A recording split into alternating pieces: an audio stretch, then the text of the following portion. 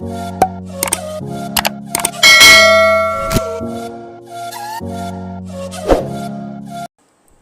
Everyone.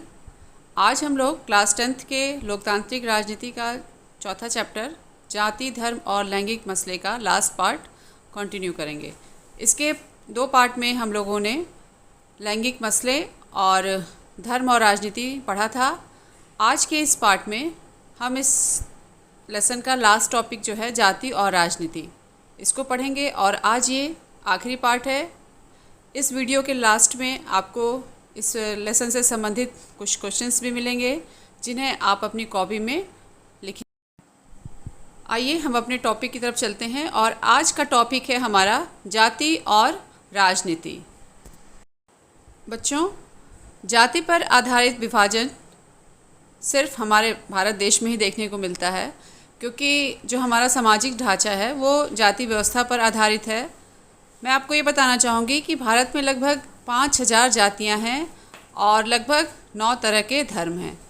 आप समझ सकते हैं, जहाँ 5000 जातियाँ हों वहाँ पर उस समाज का एकीकरण या उस समाज को एकता के सूत्र में बांधने का प्रयास कितना कठिन हो सकता है, क्योंकि हर जाति की अपनी ज़रूरत और हर मांग होती है और उसके साथ इस राजनीतिक या इस लोकतंत्र में तालमेल बिठाना एक बहुत ही दुष्कर कार्य है। सबसे पहले दिमाग में ये प्रश्न आता है कि जाति किसे कहते हैं, आखिर जाति होती क्या है। बच्चों, जाति व्यवस्था जो है इसमें एक समूह के लोग एक सामाजिक समुदाय के रूप में संगठित रहते हैं और उनके बीच में आपस में ही संबंध होता है। जैसे कि वो अपने समुदाय से बाहर भोजन करना भी पसंद नहीं करते हैं और अगर अपने बच्चों की शादी भी करनी है तो अपने ही जाति या अपने ही समुदाय में करते हैं। इस जाति व्यवस्था में जितने भी लोग होते हैं उन सभी का आपस में एक जैसा ही व्यवसाय होता है और ये आपस में संगठित होते हैं। जाति के बाहर या अपने समुदाय के बाहर इनका कोई काम धाम नहीं होता है।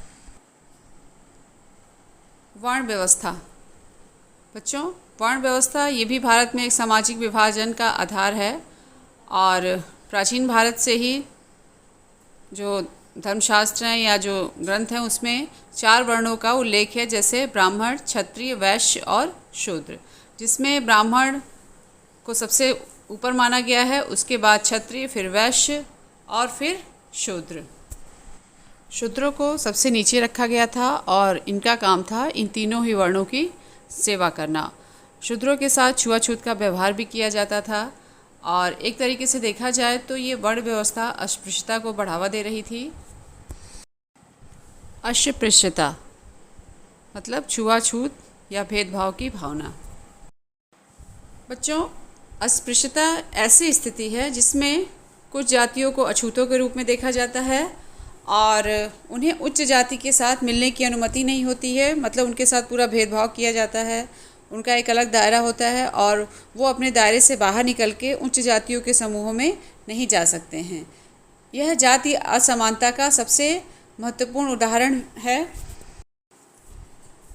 अस्पृश्यता को दूर करने के लिए ज्योतिबा फूले, महात्मा गांधी, डॉक्टर भीमराव अंबेडकर और पेरियार रामास्वामी नायकर जैसे समाज सुधारकों ने बहुत प्रयास किया। इसमें डॉक्टर अंबेडकर और महात्मा गांधी का नाम मैं विशेष तौर पर लेना चाहूँगी। डॉक्टर अंबेडकर ने जो अनुसूचित जाति या जो पिछड़े वर्ग के लोगों थे उनको राजनीति में प्रतिनिधित्व दिलाने का प्रयास किया था। इसके अलावा महात्मा गांधी ने भी अछूतों को एक नया नाम दिया था, उन्हें हरिजन के नाम से संबोधित किया गया था और उन्हें सार्वजनिक स्थानों पर अपनी उपस्थिति दर्ज कराने के अधिकार की लड़ाई में उनका साथ दिया था।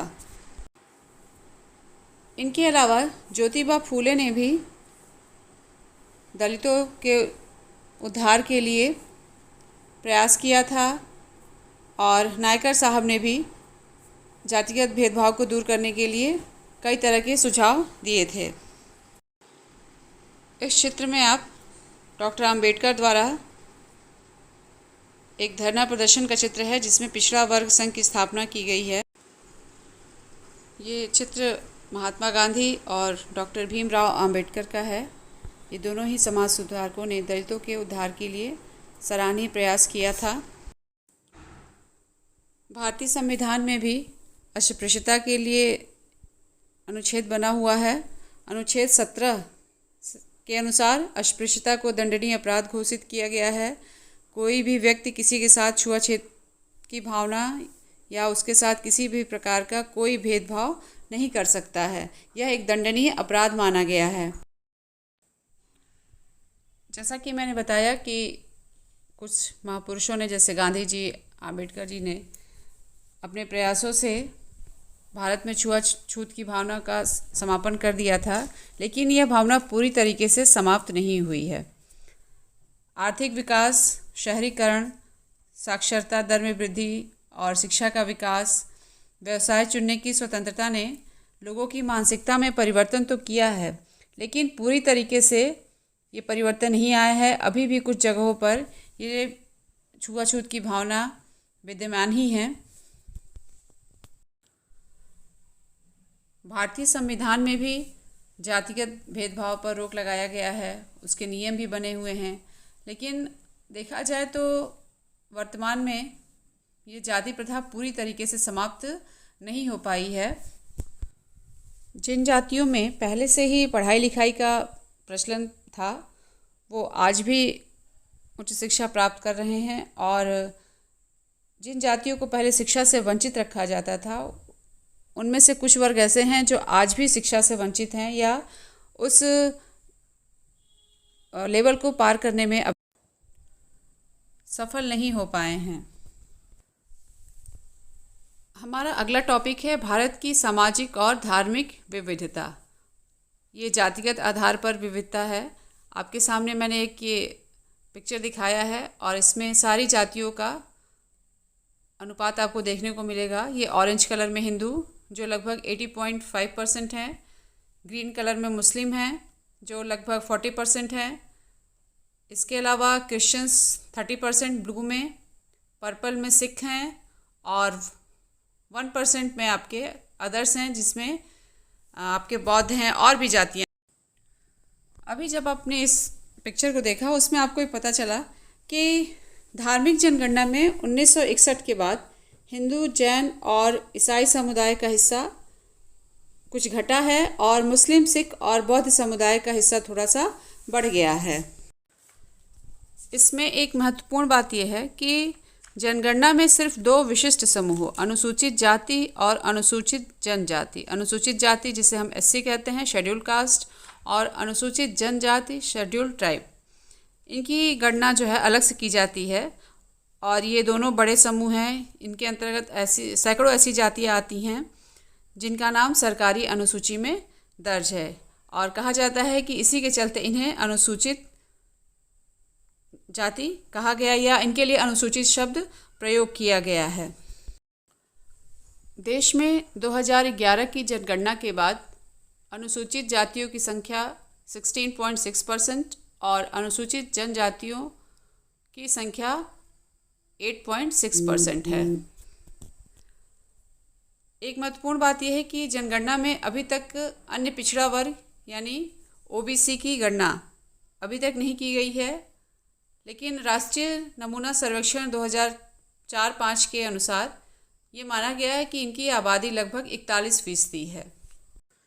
इस तरह से देखा जाए तो भारत में अनुसूचित जातियों और अनुसूचित जनजाति और अन्य पिछड़ी जातियों का हिस्सा लगभग 2/3 तथा हिंदुओं की आबादी का लगभग 3/4 है।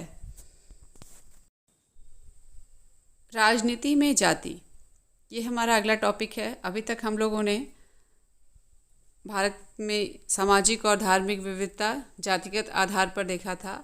अब हम ये देखेंगे कि राजनीति में जाति किस तरीके से प्रभावित करती है।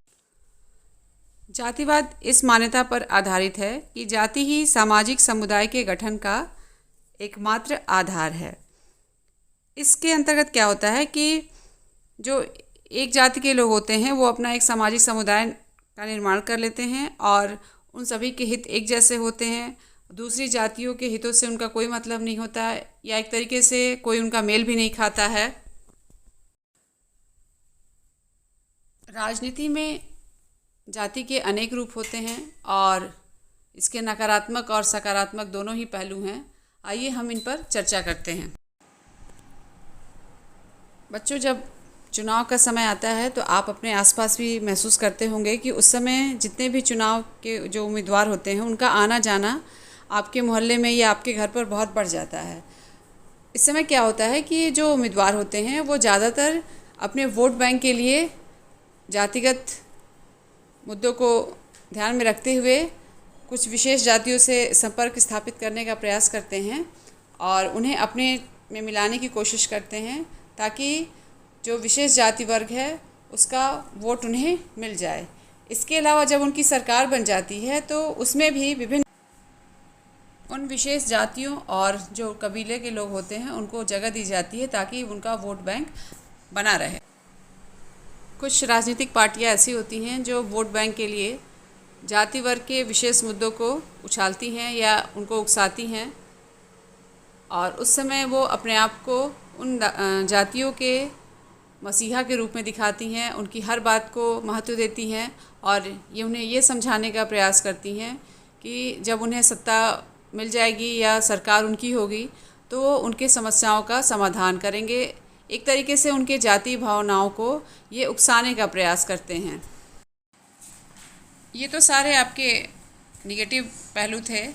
अब हम कुछ इस पॉजिटिव पहलुओं पर चर्चा करेंगे, जैसे सार्वभौमिक वयस्क मताधिकार, यानी 18 वर्ष का भारत में रहने वाला जो भी व्यक्ति है उसको वोट देने का अधिकार प्राप्त है और एक व्यक्ति एक वोट की व्यवस्था ने राजनीतिक दलों को समर्थन पाने के लिए लोगों को अपनी ओर आकर्षित करने के लिए उन्हें सक्रिय रहना आवश्यक कर दिया। कैसे? अगर जब राजनीति में जाति को महत्व दिया जाने लगा तो जब चुनाव आते थे तो कुछ जाति वर्ग के लोगों को अपनी तरफ आकर्षित करने के लिए जितने भी चुनावी उम्मीदवार होते थे वो अपनी जी जान एक कर देते हैं और इससे जो छोटी या जो नीच जातियां हैं उनके अंदर ये भाव पैदा होता है कि वो भी इस लोकतंत्र का एक महत्वपूर्ण स्तंभ हैं। भारतीय लोकतंत्र में बहुदलीय प्रणाली है। यहाँ पर एक नहीं अनेक दल हैं और प्रत्येक पार्टी को चुनाव जीतने के लिए एक से अधिक जाति या एक से अधिक समुदाय के लोगों का विश्वास जीतने की आवश्यकता पड़ती है, क्योंकि कोई भी एक पार्टी किसी एक जाति या समुदाय के सभी लोगों का वोट हासिल नहीं कर सकती। जैसे मान लीजिए आपके यहाँ 4 या 5 पार्टियाँ हैं आपके शहर में और जब चुनाव आता है तो हर पार्टी चाहती है कि जो वोट बैंक जहाँ उनका है, जो एक जाति विशेष वर्ग बैठा हुआ है, उस जाति के सारे वोट उनको मिले और इसके लिए वो अपनी एड़ी चोटी का जोर लगा देते हैं। दिन रात उन जातियों को महत्व देते हुए उनकी सेवा कार्य में लगे होते हैं, उनको आश्वासन देते रहते हैं कि उनकी सभी मांगें या उनकी सभी ज़रूरतें उनके सत्ता में आने पर पूरी की जाएंगी। इसके अलावा कई राजनीतिक पार्टियां एक ही जाति के उम्मीदवारों को चुनाव लड़ने के लिए नामांकित कर सकती हैं। इसमें ऐसा होता है कि कुछ मतदाताओं के सामने उनकी ही जाति के एक से ज़्यादा उम्मीदवार खड़े हो जाते हैं और कुछ जातियां ऐसी होती हैं जिनका कोई भी उम्मीदवार चुनाव के लिए खड़ा नहीं हो पाता है। ये एक तरीके से वोट बैंक का काम करता है। बच्चों, ये चार्ट जो है राष्ट्रीय नमूना सर्वेक्षण 1999-2000 का है। इसमें गरीबी रेखा के नीचे जीवन बसर करने वालों का प्रतिशत में अनुपात निकाला गया है। इसमें देखिए जाति और समुदाय, ग्रामीण और शहरी, ये 3 कॉलम बने हुए हैं और इन तीनों ही कॉलम के अंतर्गत उनका प्रतिशत निकाला गया है। जैसे अनुसूचित जनजातियाँ 45.8 ग्रामीण क्षेत्रों में है और शहरी क्षेत्रों में 35.6 हैं। इस तरीके से आप देखेंगे तो आपको पूरा ये आंकड़ा समझ में आ जाएगा। जब इस सर्वेक्षण को आप देखेंगे तो आपको ये समझ में आएगा कि आर्थिक असमानता का महत्वपूर्ण आधार जाति है, क्योंकि इससे विभिन्न संसाधन तक लोगों की पहुंच निर्धारित होती है। जैसे पहले क्या था कि अछूत जातियों को ज़मीन रखने का अधिकार नहीं था और जो उच्च जातियाँ थी उन्हीं को शिक्षा पाने का अधिकार था। पहले ये व्यवस्था थी कि गांव में जो जमींदार होते थे उनके पास एक बहुत बड़ी भूमि का हिस्सा होता था और उस पर वो खेती कराने के लिए छोटे छोटे किसानों को अपनी खेत दे दिया करते थे और बदले में उनसे टैक्स या लगान लिया करते थे। एक तरीके से उन पर ये बंधन था कि चाहे फसल ख़राब हो या अच्छी हो, उन्हें उतना टैक्स देना ही है। और इस तरीके से उस समय की जाति व्यवस्था का पता भी चलता है कि उच्च वर्ग के लोग निम्न वर्ग के लोगों को दबाते थे या उनका शोषण किया करते थे। सर्वेक्षण में ये समझ में आया कि औसत आर्थिक हैसियत अभी भी वर्ण व्यवस्था से जुड़ी हुई थी, यानी जो ऊंची जाति के लोग हैं उनकी आर्थिक स्थिति अच्छी है और जो दलित तथा आदिवासी हैं उनकी आर्थिक स्थिति खराब है, और इसमें पिछड़ी जातियां हैं उनकी स्थिति मध्यम है। वैसे तो देखा जाए तो हर जाति में गरीब लोग हैं, और जो गरीबी रेखा के नीचे जीवन बसर करने वाले ज़्यादातर संख्या में गरीब वर्ग ही है, दलित वर्ग ही है। ऊंची जातियों में गरीबी का प्रतिशत सबसे कम है, लेकिन भारत सरकार द्वारा ऊंची जातियों के लिए भी आरक्षण की व्यवस्था की गई है। अमीर और गरीब लोग एक जाति या समुदाय के भीतर भी होते हैं, और एक ही समुदाय के अमीर और गरीब अक्सर अलग अलग पार्टियों को वोट भी देते हैं और सरकार के कामकाज पर अपनी राय भी जाहिर किया करते हैं। अगला महत्वपूर्ण विषय है हमारा जाति के अंदर राजनीति। अभी तक हम लोगों ने राजनीति में जाति का रोल देखा था, अब हम ये देखेंगे कि जाति के अंदर राजनीतिकरण किस प्रकार से घुसा हुआ है। जाति और राजनीति एक दूसरे को बहुत प्रभावित करते हैं। राजनीति जातियों को अखाड़े में लाकर जाति व्यवस्था और जातिगत पहचान को प्रभावित करती है। इस तरह देखा जाए तो सिर्फ राजनीति ही जाति को प्रभावित नहीं करती, बल्कि जाति भी राजनीति को प्रभावित करती है, यानी जाति का भी राजनीतिकरण होता है। आइए सबसे पहले हम जानेंगे कि किस तरह से जाति में राजनीतिकरण होता है। इसमें जो बड़े समूह होते हैं छोटे समूहों को अपने साथ मिलाते हैं। पहले तो इनका आपस में भेदभाव या अस्पृश्यता का भाव रहता है, लेकिन राजनीतिकरण के नाते इन छोटे समूहों को वो अपने साथ मिला लेते हैं और सत्ता पर नियंत्रण करने के लिए या राजनीतिक ताकत पाने के लिए दूसरी जातियों को अपनी तरफ आकर्षित करते हैं या उनके लिए विशेष प्रयास करते हैं कि उनका वोट बैंक उन्हें हासिल हो जाए। इस तरह से राजनीतिक क्षेत्र में पिछड़ा और अगड़ा समूह की गोलबंदी यानी उनका गठन हुआ है।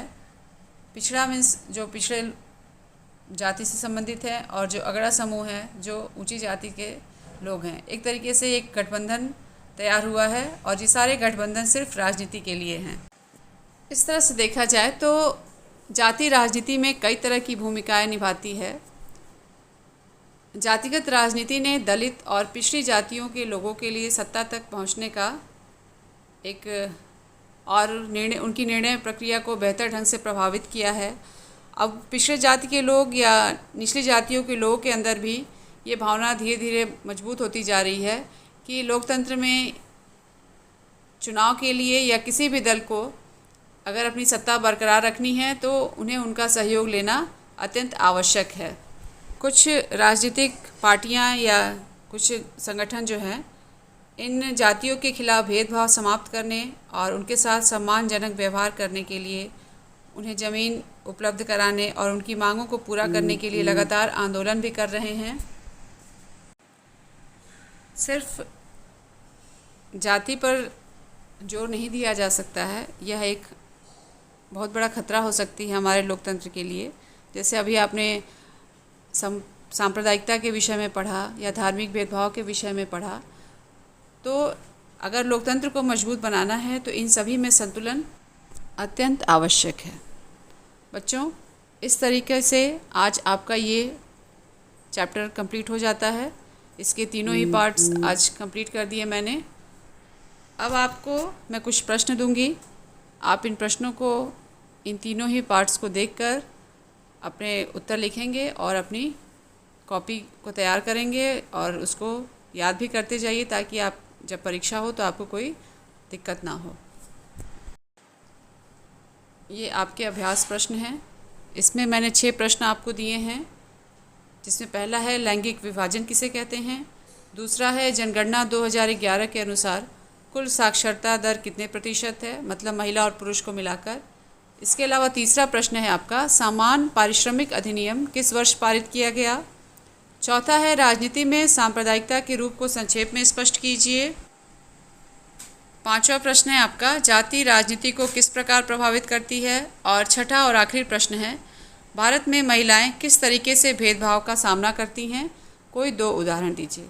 बच्चों ये 6 प्रश्न हैं, इन्हें अपने नोटबुक में आप करते जाइए और याद करते जाइए।